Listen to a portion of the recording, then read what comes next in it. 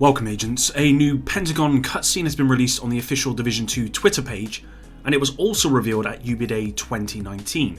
Today I wanted to show you the cutscene, discuss what it might show, but also go over some things Julian Gerighty said at Ubi Day 2019 as well. If you enjoy this one, please hit the like button below, subscribe for dedicated Division 2 content, and let's begin. Alright agents, so I think it's best we just start with the cutscene. It's not particularly long at all, I think it's about 45 seconds or whatever. And it doesn't offer too much, but I still think it's very cool and we're definitely going to look at it and analyse it. There's a few little bits in there that I wanted to discuss in this video. So I think we'll just get the footage out of the way first, and then we'll talk about it after. So here we are. We have a situation. This is from a few days ago. Black Tusk.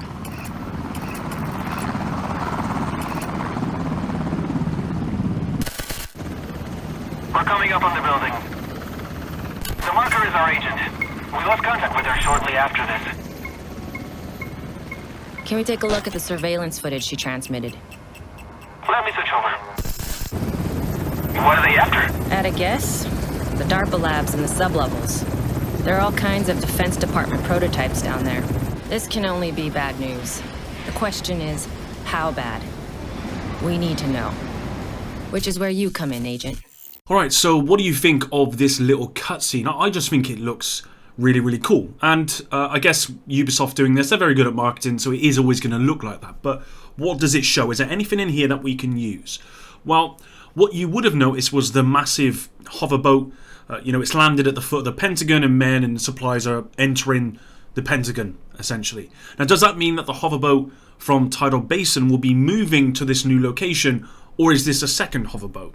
Who knows? But I suspect this is probably a second one. I doubt very much the devs are going to take the time to move the other one. Plus that means you'd have to remove Tidal Basin essentially. And I don't think they're going to do that. So I do think this is going to be a second one and we're going to have Tidal Basin. And the hovercraft may be a part of this mission. I don't know. Now as it progresses through the cutscene, it appears that an agent who was already in position when the Black Tusk had, descended on that location, and all contact had been lost with that agent. So there may well be some sort of rescue mission as part of this campaign. Who knows? Moving on, at another point you see this craft kind of moving above the Black Tusk. You can see it here. I've highlighted on the screen in infrared or whatever it is. And I assume it's a hostile craft, and it may well be one of those huge Black Tusk crafts we see in the air. It's hard to tell the size of this thing because of the camera angle, but I personally would love to see these crafts having much more impact in the game. I know they're being added to the Dark Zone for an instance, but when I see them in the open world, which is very rare, I think I've only come across maybe 4 or 5 my whole time of playing. It's actually they're pretty cool, and I actually enjoy. Yeah, they need to be worked on a little bit. They need to have a lot more mechanics to them, but overall, they just look so dominant in the air, and I actually enjoy fighting them. So I think having them in in this episode and being much more active would be a good idea. So this might be an indication that there is going to be more of those. Now moving on, and we get a look at surveillance footage, and there's a lot more narrative here. So I just want to tell you guys what it says. So you have a male voice which says, "What are they after?" And then you have a female voice, and it says, "I guess the Darpa Labs in the sublevels." There's all kinds of Defense Department prototypes down there. This can only be bad news. The question is, how bad? And we need to know, which is where you come in, Agent. So we kind of knew DARPA was probably going to be involved in this. Firstly, because a mission popped up during the PTS which talked about the Darpa Labs. DARPA standing for the Defense Advanced Research Projects Agency, and it's an agency responsible for the development of new technologies for use by the military. The robo-dogs that you see in the game, I believe, are as a result of DARPA. And I suspect we're going to find some other weird creatures. We might even see some really big, sort of powerful robo-dog down there. That might be the last boss, essentially, for this particular mission. The cutscene ends on this image. Now, I don't know what to make of this, to be honest. We know from what's been revealed that the Pentagon is going to be a main mission, but we don't know if it's going to offer more than that. And at this point, I really hope it is. I hope it's not just one mission or a couple of missions in that particular, in the Pentagon essentially, because I think that the Pentagon should be used for something a lot more than that. So I really hope it is going to be used for more than that. And this large image kind of looks like somewhat raid related, but we know the raid will take place at the True Sons Foundry, which has been guessed as set in Russia, not Washington D.C. Again, Not confirmed, we don't know that for sure, but I've seen some pretty convincing evidence that the True Sons Foundry will be set in Russia and not in Washington D.C. Maybe this thing is some sort of machine that can transmit there.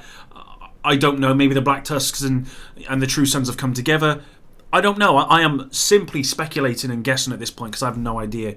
If any of you have any ideas what this last image could be saying or what this thing could be, then please leave it in the comments. I don't think it's just a random thing that should be ignored. It ended on this particular image for, I suspect, a reason. But what that reason is, we don't know. I mean, it won't be long now, I assume, before we do know. But I don't know about you guys. I like speculating. I speculated a lot about this game before it even came out.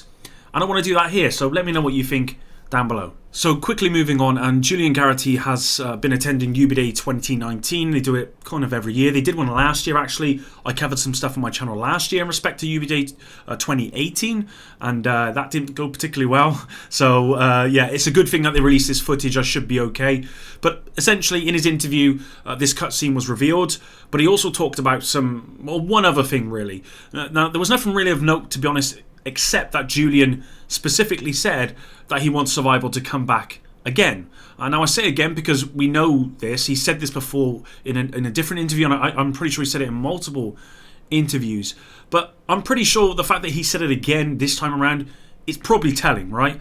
I think it's almost guaranteed that Survivor comes back at some point, and it's likely going to come back as some part of DLC next year. I don't think it'll be coming as part of these first lot of episodes, so it'll probably come back at some point next year. Where it is, we don't know. It's obviously going to be set in Washington D.C, but I don't think it'll be the entire place.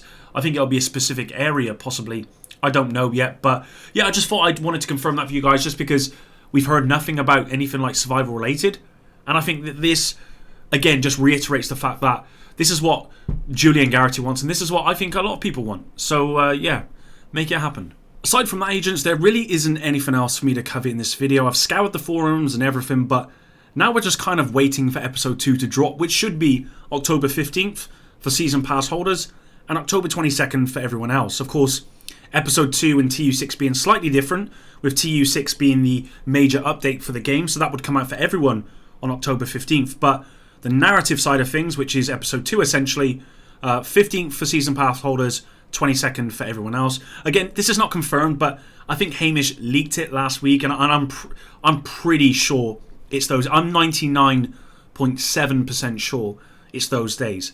Now, I do want to say that I've got some special news coming up in the next week, so I just want you guys to stay tuned for that, because you're going to want to see it, essentially. I can't say what it is because it's actually not finalised yet, but I'm quietly confident that I'm going to have some awesome stuff for you guys to watch. So if you haven't turned on notifications, then please do, and why not?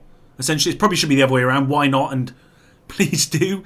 But yeah, so stay tuned for that. And one other thing I wanted to say, guys, is that in my last video, I talked about the apparel event and changes that are coming to apparel, not just with the Explorers event, but apparel event in general. I highly recommend you go check that out, because I believe the update or the maintenance for that has already passed, and that should already be implemented. So you might start seeing some changes to the apparel side of things. So if you're a little bit confused and you're going in there and you're like, oh, I don't have to do this anymore and I don't have to do that, and keys are dropping from here and they weren't before, then it's definitely worth going to check out my last video where I go through essentially what all those changes are, because they're pretty good changes actually. I think they've gone back to a similar system to what the Division 1 had, which I think is a positive. They've also reduced, and I don't know if I mentioned this in my last video, they've reduced the cosmetic pool. I think it's down to 100 now, and I think, again, that's a good thing. So there you are, guys. Thanks very much for watching today. I really, really do appreciate it. Of course, on Wednesday, we got State of the Game, where they're going to be talking about all things Episode 2. I think we've pretty much had everything TU6 at this point, but we haven't had a whole lot for Episode 2. So on Wednesday, they said we might be getting sort of live gameplay of the new specialization. We may even see a little bit, we're certainly going to get a lot more details on what's to come, which is going to be important. So again, if you don't have notifications on, if you're not subscribed, then please do, if you want to get that information as soon as possible. Because for any of you guys that have been watching me for some time, I am almost always the quickest, not always, because it's not always possible, but I try and be as quick as possible so that you guys can get all that information as soon as possible, and then you are up to date first, essentially. But anyway, I'm rambling on for too long. Thanks very much for your support, guys. If you stuck around until the end, really, really do appreciate it. And until the next one, Epic out.